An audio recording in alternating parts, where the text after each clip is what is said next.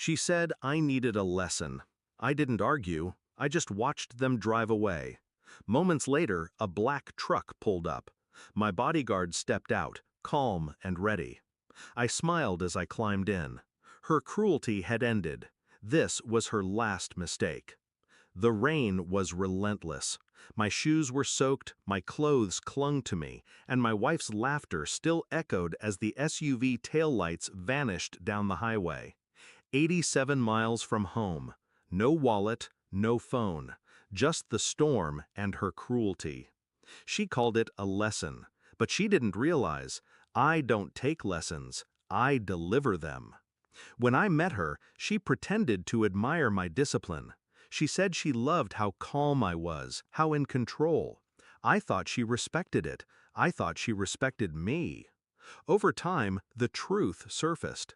She didn't love control. She wanted to break it. She tested me with games, little humiliations disguised as jokes.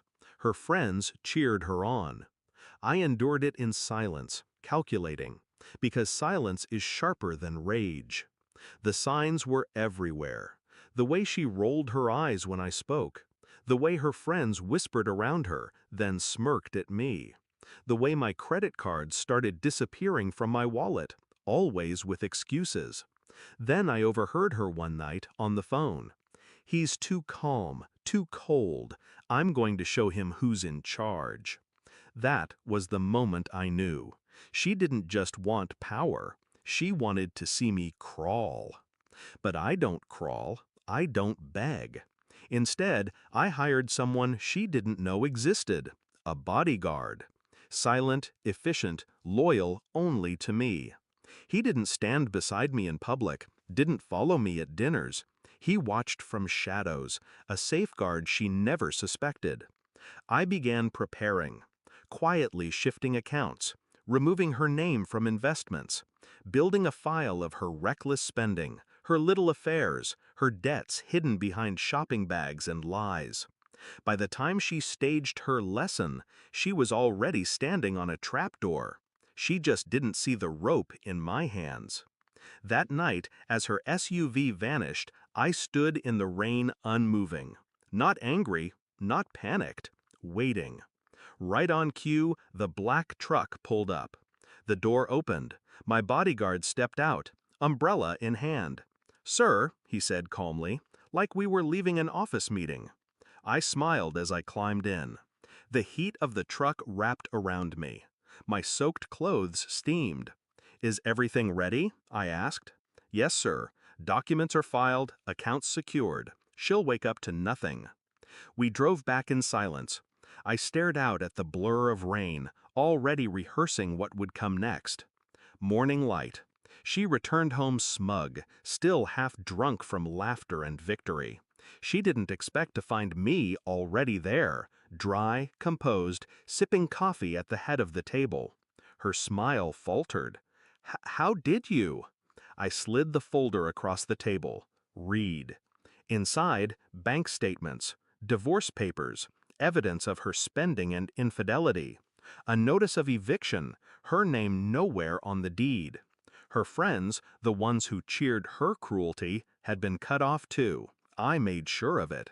No more free dinners, no more vacations on my card. Her face drained as she flipped page after page. You can't do this." I leaned back, calm, controlled. "You already did. I just finished it." Her tantrum was expected, screaming, tears, threats. But tantrums don't pay bills. Tantrums don't fight signed contracts and frozen accounts. She tried to call her friends. Their numbers were disconnected, at least for her. I'd already warned them, stay out or sink with her. She tried to move money. There was none left to move. Finally, she tried to run. But the world outside the house didn't belong to her anymore. The house didn't either. By sundown, she was gone, bags in hand. No car, no credit, no allies. Just her reflection in the glass door as it shut behind her. I didn't celebrate. Revenge isn't a party. It's a quiet satisfaction, a steady breath, a return to order. She thought abandoning me on a rainy highway would break me. But I don't break in the rain. I sharpen. Now the house is quiet. My accounts are secure. My life, mine again. She's out there somewhere, telling her version of the story, painting herself the victim. Let her.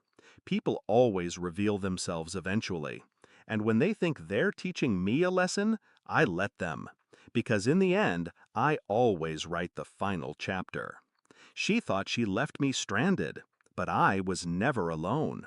She thought she had power, but she was living inside the world I built, under rules I allowed. Her last mistake wasn't leaving me in the rain. Her last mistake was believing the storm made me weaker. It didn't. It made me unstoppable.